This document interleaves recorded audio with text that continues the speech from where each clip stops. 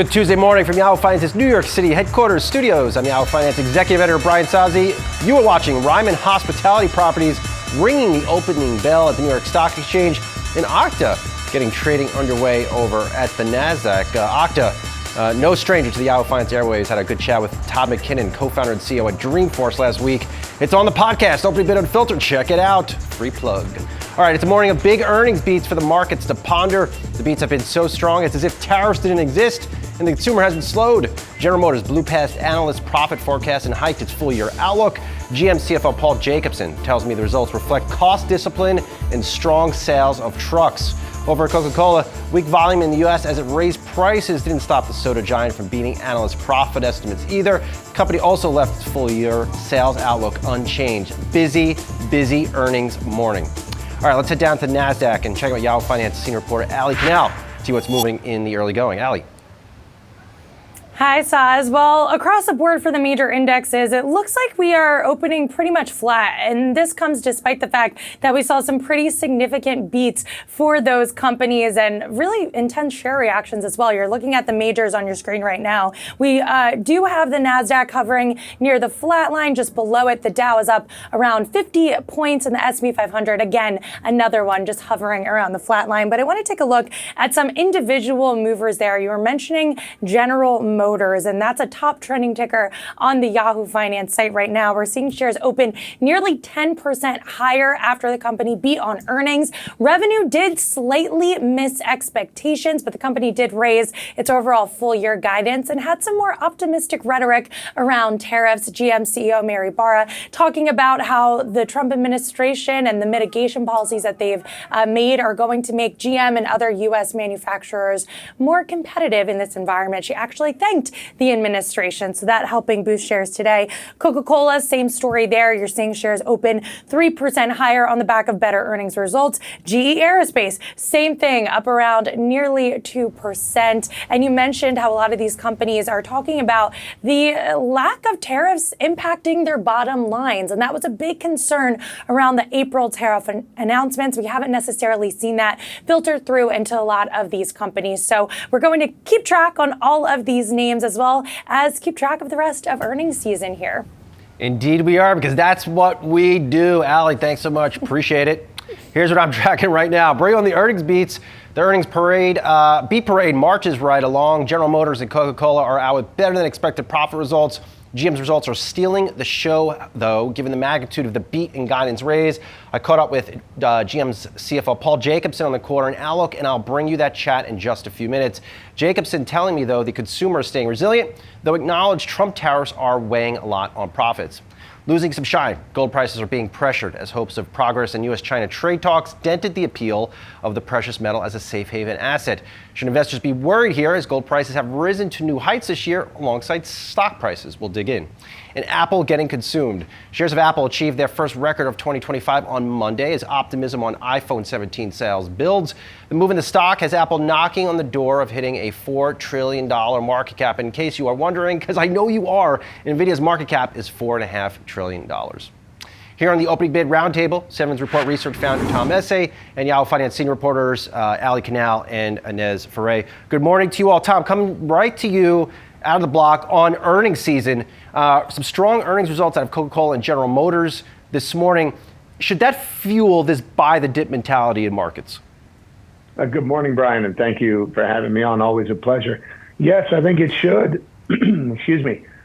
I think that earnings so far, and it's still early in the season, are coming in better than scheduled. And I think that that just adds to the overall bullish narrative. Yes, last week we had a little dip on some credit concerns, but Zion Bank results last night pretty much made those an idiosyncratic event. And now we're seeing strength across the economic complex, right? We're seeing it from a beverage maker, Coke. We're seeing it from an auto, GM. And what we're seeing is that tariffs are not derailing the economy yet.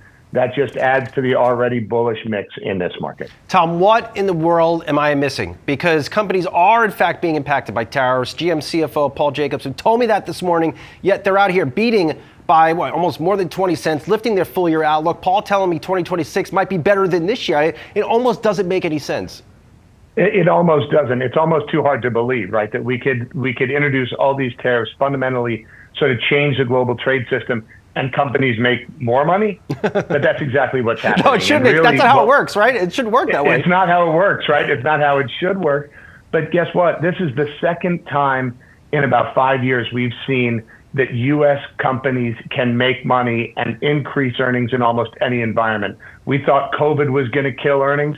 They figured it out. We thought closing down the country was going to kill. They figured it out. And now they're figuring it out through tariffs. It's a very bad bet to bet against U.S. companies' ability to grow earnings. And as Tom brings up a very good point, corporate America is figuring it out. And when I talk to Paul Jacobson, he's figuring it out. He's cutting costs. He's raising prices on the cost to deliver a vehicle. He's raising prices on options packages. So to Tom's point, they are figuring it out. They are figuring it out, and the tariff situation has been also fluid. I mean, you have had carve-outs, you have had deals. The sky was falling back in April, but not anymore. I mean, it has turned around, and it has sort of faded in a way with respect to risks. In the case of some of these earnings, yes, strong, and you're seeing trends. I mean, in the case of Coca-Cola, the fact that they're going to be using real sugar instead of high fructose. I mean, this is something that the government has also wanted for them to do as well, and also leaning into sort of the healthier options that the consumer has wanted. So these are trends along with the figuring it out, as you well put it, that they are able to sort of raise prices in some areas, and they are able to sort of figure out this whole tariff landscape that has sort of panned out over the last several months. Ali, the way my brain is working now, we're getting big. We got big earnings beats from Coca-Cola, General Motors, even Delta was pretty good. Are we?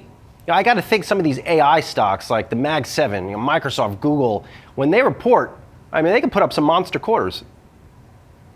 Yeah, and the bar has been set high, especially for those companies, because we know within the stock market rally, what's been holding up the rally? It's been the Mag 7 stocks. And let's not forget, Brian, that the high-income consumer is really driving a lot of this spending. Why are they spending so much? How do they have the means to spend so much? Because stocks are at record highs, and those high-income consumers have their assets in the housing market, have their assets in the stock market. So it's this circular flow of money that we're seeing, and part of the reason why we're seeing a lot of these companies that are exposed to that higher income consumer outperform. Now, we have heard in the last earnings season from names like Walmart, Dollar Tree, Dollar General, that those higher income consumers, those making around $100,000 or more, are trading down to some of those names. They are seeking value. You mentioned Delta. They were talking about how premium seats might overtake the general economy seats. And they should, because Delta One is amazing, Ali.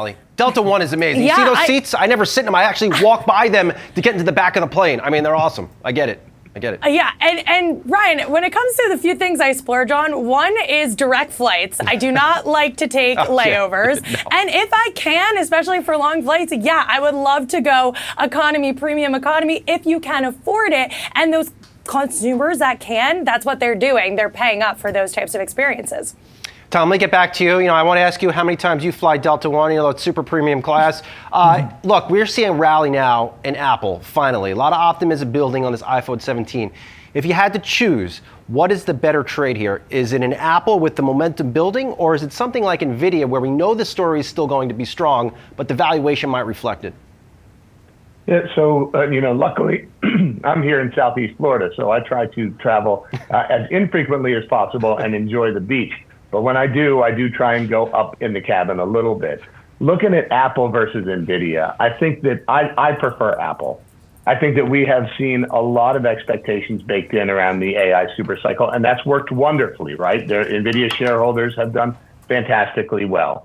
But I think that Apple was really viewed as the laggard in this race, and they got discounted because of it.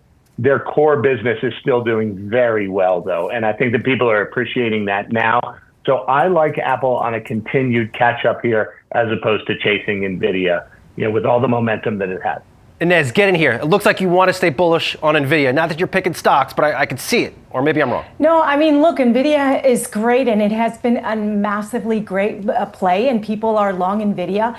As far as Apple, I do agree with Tom in the sense that their core business is still strong. I mean, the demand for 17 iPhone upgrade, that is supposed to go into 2027. Wall Street's very bullish on that. And I'll also say that the connected home devices as well, that they're going to be making also in Vietnam, I believe, that is also going to be playing part of the entire ecosystem for Apple. I think that Wall Street is very bullish on that.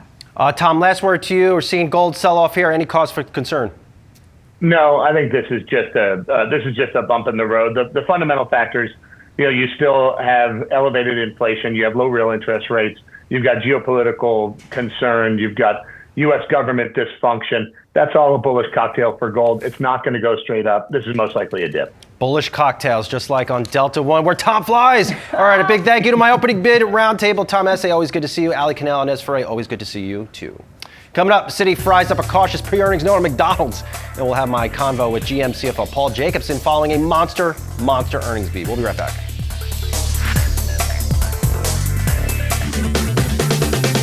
Welcome back to Opening Bid. McDonald's stock has treaded water this year, up only 6% as consumers balk at the ever higher cost of eating fast food.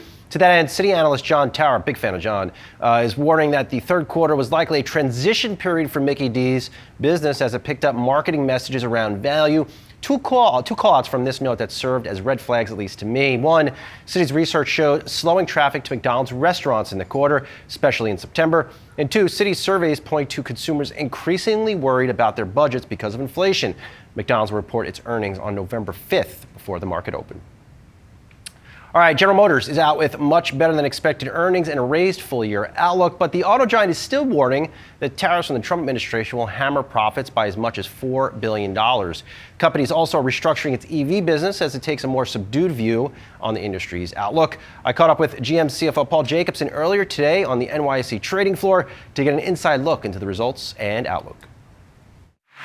Well, I think this is just a testament to the resiliency of the GM team. When you look at what we've done over the last several years in terms of reducing our inventory levels, being lean, and being able to respond quickly to the changes around us, this is just another example. And as we started the year, tariffs were all the noise, and we said that we were going to be able to adjust and work through it. And now we're on a track to be able to lean on that track record and ultimately look to a 26 that could be better than 2025.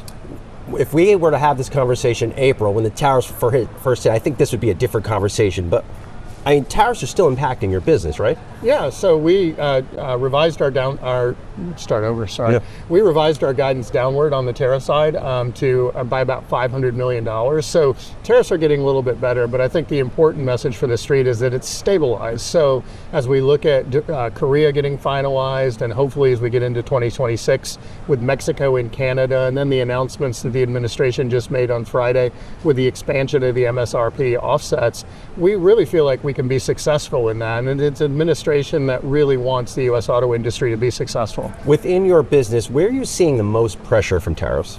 Well, I think we've seen it across the supply chain overall. We announced $4 billion of capital expenditures over the next couple of years to bring more more assembly into the U.S. and onshore.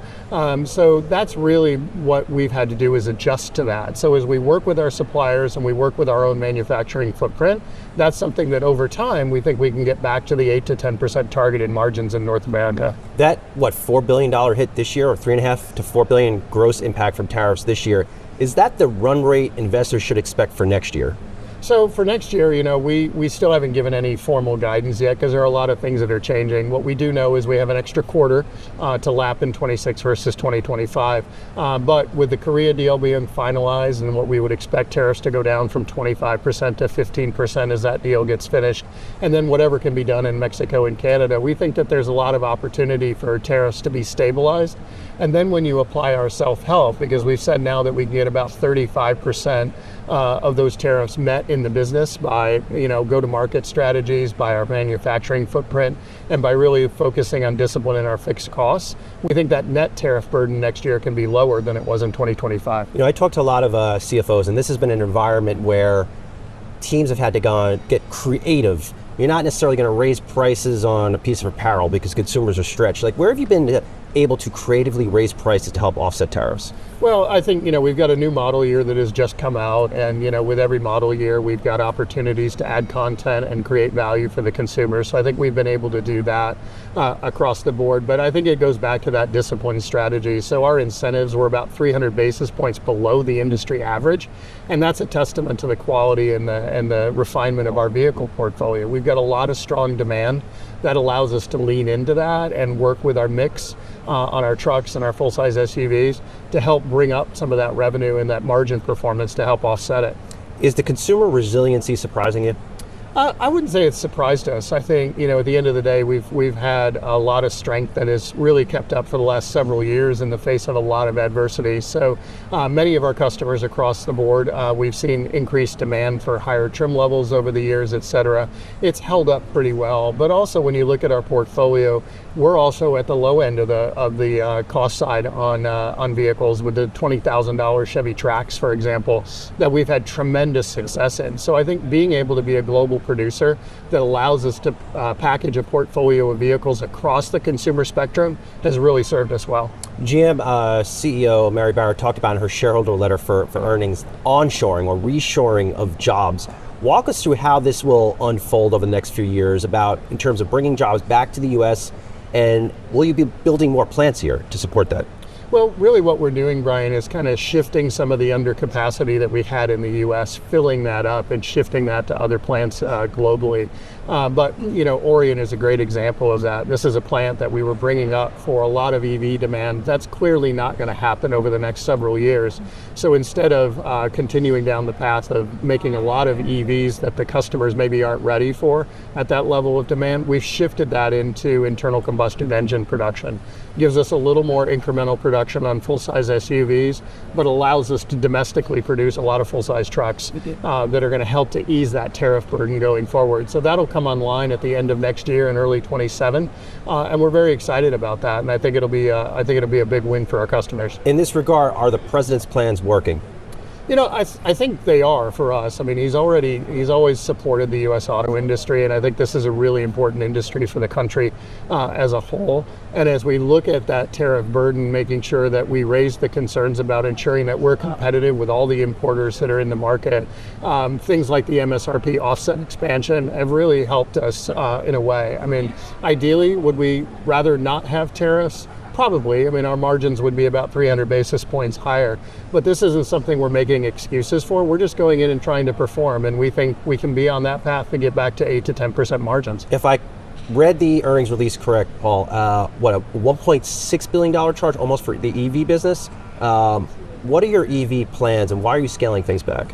So, if you look at what we've done over the last few years, we were building a lot of capacity because the regulatory environment was pushing us into a world where we were going to have 40 to 50% EVs required by 2030.